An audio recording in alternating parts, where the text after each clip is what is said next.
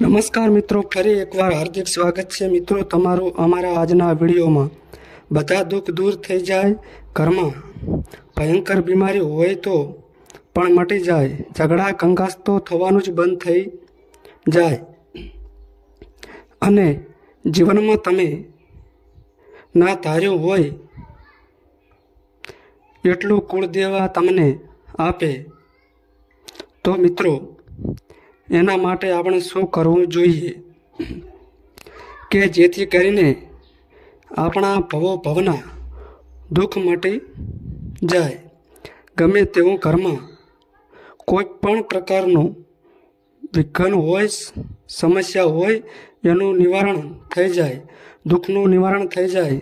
ઘરમાં, પરિવારમાં, કુટુંબમાં, સમાજમાં ગમે તે રીતે તમે તમારી કોઈ નિંદા કરતું હોય અને તમને કોઈ તરછોડી દીધું હોય અને તમને કોઈ બોલાવતું ન હોય, આ બધા જ પ્રકારના દુઃખ હોય અને એવું નિવારણ થઈ જાય તો એના માટે આપણે શું કરવાથી આપણા જીવનમાં પાછું હરિયાળું, આનંદવાળું અને સુખમય જીવન બની જાય। એવું તે આપણે શું કરવું પડે કે જેથી કરી અને આપણને બધા જ પ્રેમથી બોલાવે, આપણી જે ઇજ્જત આબરૂ છે પાછી આવે અને જીવનમાં એટલો બધો પૈસાથી તમે સુખી થઈ જાઓ કે તમે પણ હવે બીજાની મદદ કરી શકો અને ધર્મનું કાર્ય કરી શકો અને સમાજમાં પણ તમે સારી રીતે રહેણી કહેણી રીતિ રિવાજ મુજબ તમારો મોભો એ ઊંચા દરજે હોય એ રીતે જીવન તમે જીવી શકો અને તમે જે ધારો એવું થવા લાગે તો એવું આપણે કર્યું કર્મ કરવું પડે અને કર્યા કર્મના આધારે આપણા કુળની માતા હોય, આપણા પૂર્વજો હોય, જે બધા પ્રસન્ન થાય અને આપણી બધી જ મનોકામના પૂર્ણ થાય। તો મિત્રો, સ્વાગત છે તમારું આપણી આ યુટ્યુબ ચેનલમાં। તમે બધા જ હેમખેમ સર્વ કુશળ મંગળ હશો એવી ગુરુદેવ અને માતાજીને પ્રાર્થના કરું છું। મિત્રો, આ વિડીયો તમે કયા ગામ, શહેર, તાલુકા, જિલ્લામાંથી જોઈ રહ્યા છો એ કોમેન્ટમાં જણાવજો, તમારા પ્રતિભાવો જણાવજો। હવે તમારા બધા દુઃખ દૂર થઈ જાય એવું આપણે શું કરવું જોઈએ? તો મિત્રો, તમારા અને મારા બધાના જીવનમાં તડકો અને છાંયડો, રાત અને દિવસ, અજવાળું અને અંધારું એમ જીવનના દરેક બે પાસાઓ હોય છે, સુખ અને દુઃખ। એવી જ રીતે દરેકના બે પાસાઓ હોય એક બાજુના બે પાસા નદીના જેમ બે કિનારા હોય એમ બે પાસા હોય। દિવસ પૂર્વમાં ઉગે તો તમારો પડછાયો પશ્ચિમમાં પડે અને એ સૂર્ય જ્યારે પશ્ચિમમાં આવે તો તમારો પડછાયો પૂર્વ તરફ થઈ જાય। તો વિચાર કરો, તમે ઊભા છો પણ સમય ચાલ્યા કરે છે। જ્યારે સમય ચાલે છે અને જો તમે કશું ના કરો તો તમે ત્યાંને ત્યાં ઊભા રહો પણ તમે કશું કરી નહીં શકો। પણ સમયની સાથે સાથે જો તમે કંઈ કર્મ કરશો તો તમને ફળ મળશે। જેવું કર્મ એવું ફળ। સત્યનું કર્મ કરશો તો તમે સત્યની સાથે ચાલશો અને સત્યનું ફળ મળશે।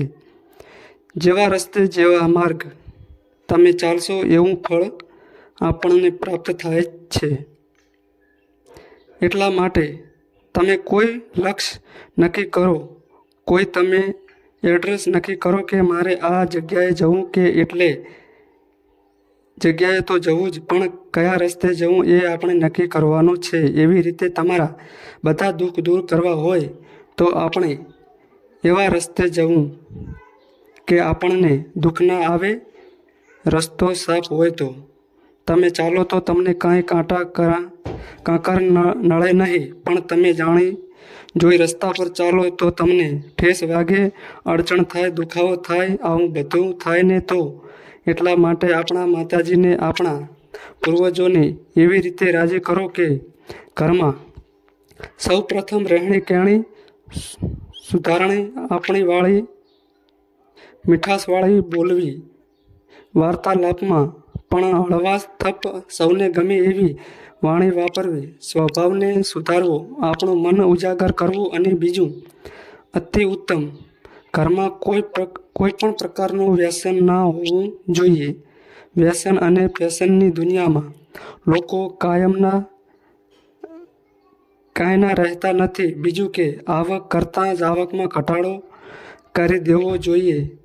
હા છે, વાપરો અને સારી રીતે જિંદગી જીવો, પણ ઉપયોગી બને એટલું જ પાછળના પેઢી માટે, પાછળના બાળકો માટે કંઈક નવું કરીને, એમના માટે બચત કરીને, બાળકોને સારા સંસ્કાર આપીને એમના માટે સારું જીવન જીવો.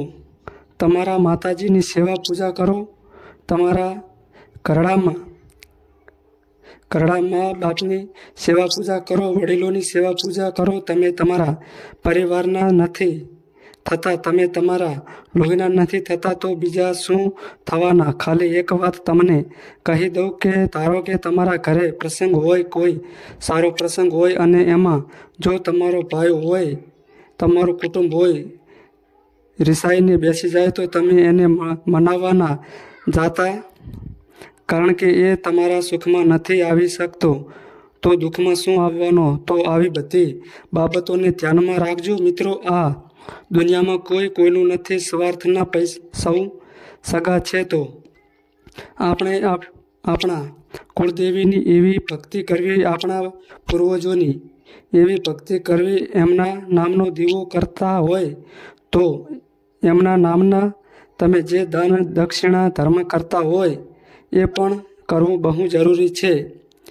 કારણ કે કોઈ ન થવાનું તમારા સાથે ઘટના ઘટી જાય અને એમાંથી તમે બચી જાઓ તો ઘણા લોકો એમ નથી કહેતા કે આ તો ભાઈને તારા પેઢીનું પુણ્ય છે એટલે તમે બચી ગયા. એટલે જો પૂર્વજો પૂર્ણ કરી ગયા હોય, આપણા વડવાઓ બાપ દાદાઓના અને એમના આશીર્વાદથી અને એમના પેટ પૂર્વથી આપણે બચી ગયા હોય તો વિચાર કરો, આપણે ધર્મના માર્ગે રહીને આપણે અથાશક્તિપૂર્ણ ધર્મ કરશું તો આપણી આવનારી પેઢી અને આપણી પાછળની પેઢી પણ સુધરી જશે. જે રસ્તે આપણે ચાલશું એ જ રસ્તે આપણા બાળકો ચાલશે. એટલે ધર્મનું કાર્ય કરજો, સેવા પૂજા કરજો, કુળદેવીને જાગૃત કરજો, એમના નામનો મંત્ર જાપ કરજો, એમના નામની ભક્તિ કરજો, કુળદેવીના નામના ગરબા કરજો, ભોજન જમાડજો, પબ્લિકને જમાડજો અને કોઈ ધર્મનું કાર્ય થાય એમાં આગળ રહેજો. કોઈ ગરીબને મદદ કરજો, કોઈ સારું એવું કાર્ય થાય એમાં તમે આગળ રહી અને તમારા જોડે કદાચ ભગવાન માતાજી તમને પૈસા આપ્યા હોય તો ગરીબોમાં દાન કરજો, કોઈને મદદ થાય એવું કામ કરજો.